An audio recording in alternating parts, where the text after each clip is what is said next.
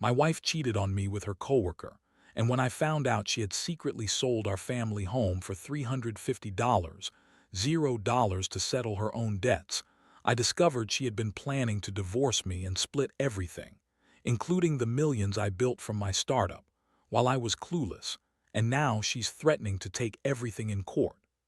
I never thought I'd find myself in a situation like this, honestly. My life was pretty straightforward: built my startup from nothing, made a decent fortune, and married the woman I thought I knew inside out. Her name's Lisa. She's gorgeous, a bit bitchy at times, but I loved her. Or at least I thought I did. Things started feeling off a few months ago, little things. She'd be secretive on her phone, disappearing for hours without explanation, and her attitude towards me got colder, more dismissive.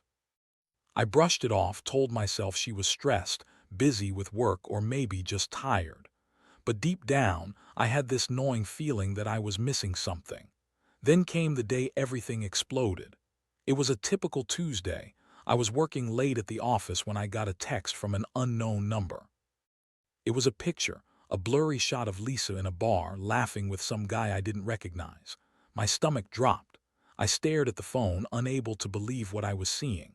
How could she do this? I had always trusted her, always believed in the vows we took. But there she was, with her hand on this guy's knee, looking way too comfortable. I felt like I'd been punched in the gut. I didn't even hesitate. I called her right away. She answered after a few rings, her voice smooth but a little too casual. "Hey, what's up?" she said. I could hear background noise. I told her I knew she was with someone else. There was a pause, then she started lying like a pro. "It's nothing, just a friend from work. You're overreacting as usual." I knew she was lying, but I needed more proof. I told her I saw the picture, and her tone shifted. She got defensive, then angry. "You're crazy. I don't know what you're talking about. You're paranoid. Maybe I should meet this friend of yours and see what's really going on." That was when I realized she'd been hiding this. For a while, that day, I felt my world crumble. Over the next few days, I started digging. I checked her emails, her social media, her bank statements. It wasn't long before I found the real bombshell. She'd been secretly selling our family home. Not just that, but she'd already cashed out $350, $0 from it, claiming she needed it to settle her own debts. I couldn't believe it. Our house, the place I'd poured my blood, sweat, and tears into, sold behind my back. And she was planning to keep the money, probably using it to fund her affair or her new life. I was furious, hurt, and utterly betrayed. How could she do this? How could she betray me, sell our home, and lie so easily? It felt like the ground was shifting beneath my feet. I confronted her that night. I was shaking, barely able to keep my voice steady. I told her I knew everything about the affair, the money, the house. She looked me in the eyes and lied again, calling me paranoid, saying I was making everything up. She said she'd only sold the house to pay off her debts, that she was trying to fix her life, but I knew better. I saw the bank records, the transfer receipts. She had been planning this for months. She was cheating, lying, and sneaking around. And now she was threatening me with court, claiming I had no right to anything because she was the victim. The shock hit me hard. I felt sick. I felt betrayed to my core. I thought I knew her. I thought I knew us, but it was all a lie. That night I couldn't sleep. My mind raced with questions. How long had she been planning this? Was I even part of her plans anymore? Did she ever love me? The betrayal cut deep. I felt empty, like I had lost everything I worked for. I started thinking about what I should do next. I knew I had to fight for what was mine, my startup, my money, my future. But first I had to process the hurt, the anger, and the sense that I'd been played for a fool. I was angry at her, yes. But I was also angry at myself for not seeing it sooner. How could I have missed all the signs? How could I have been so blind? The worst part was knowing she was planning to take everything. My house, my money, my life, while I was clueless. That's when I realized this wasn't just about infidelity. It was about betrayal on a scale I'd never imagined. The next morning, I woke up with a pounding head and a stomach that felt like I'd swallowed a rock. I couldn't think straight, but I knew I had to act fast. I logged into my bank account, pulled up all the financial records I had, and started piecing everything together. The sale of the house was planned for months. She'd done her homework, knew exactly how to cover her tracks. I found the transfer receipts, the escrow documents, even some emails from her lawyer discussing the sale. It was all there. She'd secretly sold the place, pocketed the cash, and was already trying to spin it as her personal crisis. I couldn't believe how deep this went. I realized I had to get legal advice. I called my lawyer, the same one I'd used for business stuff, and explained everything. He was shocked, but he said I had a good case. That woman had no right to sell our house without my knowledge, especially not behind my back. The more I talked to him, the more I saw how much she'd been planning this. She was trying to take everything I built, my startup, my assets, everything I thought was secure. I was furious. How could she think she could just walk away with my life's work? My mind kept circling back to the fact that she'd been lying to me for months, maybe longer. All those nights she claimed she was working late, probably with her lover plotting her next move. I decided I had to confront her again, face to face this time. I couldn't let her keep lying while I was just sitting here, helpless. So I called her at work, told her I needed to see her. She sounded annoyed, like I was bothering her. When she arrived that evening, she had that typical dismissive look, like she didn't care what I knew. I laid out everything I'd discovered, showing her the evidence. Her reaction was priceless. She started crying, claiming she was under so much pressure that she'd only sold the house to pay her debts, that I was overreacting. But I knew better. I told her I wasn't buying her bullshit anymore. I told her I knew she'd been planning this for months, that she'd been secretly selling our assets to settle her own debts, and that she had no right to do that behind my back. She looked me dead in the eyes and lied again, saying she only did it because she was desperate. She said she loved me, but she had no choice. That's when I lost it. I told her she was full of shit. If she loved me, she wouldn't have lied, cheated, and sold our home without my permission. I told her I was done trusting her, that I was going to fight her in court and get everything back. That's when she started threatening me, saying I had no right to interfere, that she'd take everything, including the millions I'd made from my startup, and that I'd end up with nothing. She looked so confident, so cold. It hit me then, she'd been planning this all along. She wasn't just cheating, she was trying to steal my life. The emotional roller coaster was relentless. One minute I was furious, ready to tear her apart. The next I felt crushed, almost like I'd lost a part of myself. I'd built something from nothing, and now it was slipping away because of her betrayal. I couldn't sleep that night. My mind kept replaying her lies, her sneaky moves, and the fact that she'd been planning to divorce me and walk away with everything. I felt stupid for trusting her, for thinking she loved me. But most of all, I was scared. Scared of what she might do next, scared of losing everything I'd worked so hard for, and scared of what this meant for my future. I realized that I had to be prepared for a fight, not just legally but emotionally too. This wasn't just about money. It was about my dignity, my life, and my future. Over the next few days, I threw myself into gathering every piece of evidence I could find. I needed to understand just how far she'd gone to cover her tracks. The emails she'd exchanged with her lawyer, the transfer receipts, the secret bank accounts she'd opened, everything pointed to a meticulously planned escape route. I couldn't believe how much she'd lied. Her stories about being overwhelmed with debt, about needing to start fresh, sounded hollow now. She'd been planning her exit for months, maybe even longer. It was like I was living with a stranger, someone who'd been pretending to be the perfect wife, while secretly plotting her own version of freedom at my expense. One thing that struck me hardest was the sheer amount of money involved. The house was worth over $1 million, and she'd managed to sell it for $350, $0, more than enough to settle her debts, she claimed. But I knew the truth. She'd been in over her head, and instead of telling me, she decided to sell everything I'd built. The startup I'd poured my blood into was worth millions, and she was planning to take her cut, plus the house, and walk away. That realization made my blood boil. All those late nights working on my company, all the sacrifices I made, she was just going to take it all like it was nothing. I felt betrayed, not just as a husband but as someone who'd literally built his future from scratch. I sat down with my lawyer again. We went over the legal options. She had no right to sell the house without my consent, especially not secretly. I could file for an emergency injunction to freeze the sale or overturn it. It was clear she'd been trying to hide her plans, but I had enough evidence to prove her fraud. My lawyer told me to prepare for a tough fight. She'd probably try to claim she was entitled to a portion of the assets because of some vague marriage rights, even though I was the one who created the business, who funded everything. She'd spin it that I was the rich husband, and she was just a victim of circumstance. But I knew the truth. I was the one who built our wealth, and she was trying to steal it all under the guise of a personal crisis. That night I couldn't sleep again. My mind kept racing with thoughts of what was to come. I was angry, yes, but also hurt. I kept asking myself how she could do this, how she could lie so effortlessly, sell our house, and threaten to take everything I had. I felt a strange mixture of guilt and rage. Guilt because I hadn't seen the signs sooner, and rage because she thought she could get away with it all. The worst part was knowing she'd been planning her escape for months, maybe even years, while I was busy working, building, dreaming. I wondered if she ever loved me at all or if I was just a pawn in her game.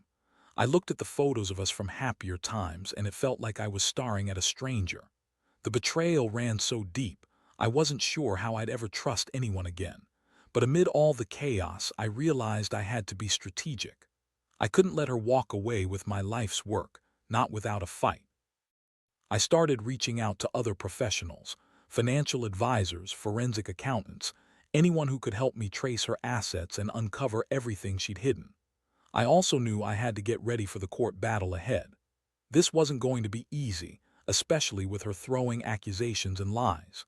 She'd be trying to spin this in her favor, painting herself as the victim, claiming she was just trying to survive.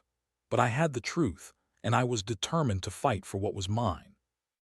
I couldn't let her destroy everything I'd worked so hard for just because she got bored or greedy. I had to stand my ground, no matter what it took. The days that followed were a whirlwind of legal consultations, frantic searches, and sleepless nights. I knew I was in for a battle, but I also knew I couldn't let her get away with it. The more I uncovered, the more furious I became. She had managed to hide so much: secret accounts, offshore holdings, even fake documents. It was like she'd gone full spy mode, trying to cover her tracks. I found emails where she discussed getting rid of everything, selling the house quietly, and making sure I wouldn't find out. It was sickening. It felt like I was fighting not just her, but an entire conspiracy she'd orchestrated behind my back. One thing kept gnawing at me: the money. The house was worth over $1 million, and she'd already cashed out $350, $0 from the sale, claiming she needed it to pay off debts. But I dug deeper, and I found that her debts were minimal. She'd exaggerated her financial situation to justify her actions. The real truth was, she was planning to take everything I had: my startup, my savings, even my future. I had poured years into building my company, turning it into a multi-million-dollar enterprise, and she was trying to claim a cut as if she contributed anything beyond her nagging and manipulation. I started to realize her plan wasn't just about money, it was about control. She wanted to take my assets, my reputation, my life, and leave me with nothing. And she was confident she could do it because she knew her lies, her manipulations, and her charm could sway the courts. But I wasn't going down without a fight. I hired a forensic accountant to trace every penny she'd hidden, and I prepared my case meticulously. I wanted to prove she'd been planning this for months, maybe longer, and that her claims of desperation were just a cover-up. Meanwhile, she kept up the act, acting innocent in front of friends and family, crying crocodile tears, claiming she was the victim. She'd say I was overreacting, that I was paranoid, that she'd only ever loved me. But I knew better. I'd seen the evidence. Her words were lies, her tears were fake. She was trying to manipulate everyone around her, including the court, to get what she wanted. It was frustrating, infuriating even. I felt like I was fighting a ghost, someone who'd already made up her mind to take everything and leave me with nothing. Every confrontation with her was a new explosion. She accused me of being controlling, accused me of trying to ruin her life, all while secretly plotting her escape. I started to see her for what she really was: a manipulator, a liar, a thief. And I made up my mind. I wouldn't let her get away with it. I was going to fight her in court, expose her lies, and reclaim what was mine. I owed it to myself, to the years I put into building that startup, and to the life I thought I had with her. But deep down, I knew this was just the beginning. The real fight was coming, and I had to prepare myself for the storm ahead. The court date finally arrived, and I was ready, or as ready as I could be. I had my evidence, my legal team, and a renewed sense of purpose. Honestly, I didn't expect her to come clean. I knew she'd try to spin everything in her favor, probably even lie under oath. But I was determined to stay calm and stick to the facts. The courtroom was tense, the air thick with anticipation. She sat there with that same bitchy smirk, trying to look innocent, but I saw right through her. Her lawyer tried to argue that she was entitled to a share of the assets because of marital hardship, but I shot that down immediately with the evidence I had. The sale of the house, the secret accounts, the emails, everything proved she'd been planning this for months. As the hearing went on, I watched her trying to manipulate the judge, claiming she was a victim of my controlling ways, that I'd been emotionally abusive, that I didn't care. She even started crying again, trying to evoke sympathy. But I wasn't having it. I stood up and laid out everything: the sale of the house, her debts, her plans to take everything I'd built. I explained how she'd been secretly planning her escape, how she'd lied to everyone, including me, for months. The judge listened carefully, flipping through the evidence I presented, and I could see the wheels turning. It was clear she was trying to gaslight the court, but I had the facts on my side. The most shocking moment came when my lawyer presented the forensic accountant's report. It detailed the offshore accounts, the hidden assets, the fake documents she'd created. The judge looked surprised, probably because I'd caught her in so many lies and the evidence was irrefutable. When it was her turn to speak, she tried to deny everything, but her voice wavered. She looked desperate, trying to cling to her story, but it was too late. The court was starting to see her for what she really was: a manipulative, selfish woman who betrayed her vows and her family for money and a new life. In the end, the judge ruled strongly in my favor. She ordered the house to be returned to the estate, froze her assets, and set a court date for a detailed division of assets, including the startup. I felt a mixture of relief and exhaustion. Finally, I managed to stop her from stealing everything, at least for now. But I knew this wasn't over. She'd probably try to appeal or find another way to drag this out. Still, I had taken a huge step forward, and I was proud of myself for standing up. I realized that the fight wasn't just about money, it was about justice, about reclaiming my life from a woman who tried to destroy it. As I left the courtroom that day, I felt a strange sense of closure. I knew the road ahead would be long, and I'd have to rebuild what I'd lost, but at least now I had some certainty. I'd fought for everything I had, and I'd won a crucial battle. I looked back at her, sitting there with her head bowed, and I knew I'd never forget how much she'd betrayed me. But I also knew I'd come out stronger. The trust was gone, yeah, but I'd learned to move on. I'd rebuild, I'd focus on what mattered: my business, my future, and maybe someday, finding someone who truly valued me. That's what I learned. Never ignore the signs, never let anyone take what you worked so hard to build, and always be ready to fight for what's rightfully yours. In the aftermath of everything, I've spent a lot of time reflecting on the chaos and betrayal that turned my life upside down. Honestly, I never thought I'd be the guy sitting here, telling a story about how my wife, someone I trusted with every fiber of my being, was secretly plotting to take everything I built, from our home to my entire future. It's a bitter pill to swallow, but I've learned a lot through this nightmare. One thing that sticks out is how important it is to stay vigilant, even when things seem perfect. Trust is fragile, and in my case, I found out the hard way that it can be shattered in an instant. I also learned that money, no matter how much you have, can be a powerful motivator for betrayal. Lisa's greed drove her to sell our house behind my back, to hide assets, to lie through her teeth, all to fund her own escape plan. And the worst part, she truly believed she could get away with it. That arrogance was her downfall. I realized that if you want to protect what's yours, you've got to be relentless. You've got to stay one step ahead, keep your eyes open, and never assume that the people closest to you have no secrets. The court victory was a huge relief, but it didn't erase the emotional scars. I still feel a sting when I think about the years I poured into my startup, only to see her try to snatch it all away. But I also feel a strange sense of liberation. I fought for my rights, for my dignity, and I won. That victory gave me a new perspective on life, one that values honesty, transparency, and self-reliance more than ever. I learned that the most valuable thing you can do is protect yourself from betrayal, and that sometimes the biggest act of strength is walking away from someone who's proven they don't deserve your trust. Now, I'm rebuilding my life. It's not easy. There are days when I feel overwhelmed, days when I question everything. But I know I'm stronger than I was before.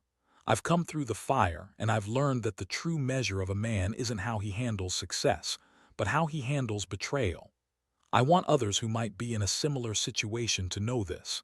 Never ignore the warning signs, don't be afraid to fight for what's right, and don't let anyone steal your future. Your worth isn't determined by how much money you have or by who betrays you. They only define how determined you are to rise again. As I close this chapter, I feel a strange sense of peace. I may have lost a lot, but I gained clarity. I now understand what really matters: integrity, perseverance, and the courage to stand up when everything seems against you.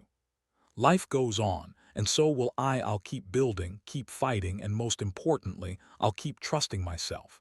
Because in the end, that's all you really have: yourself, your values, and your ability to rise from the ashes.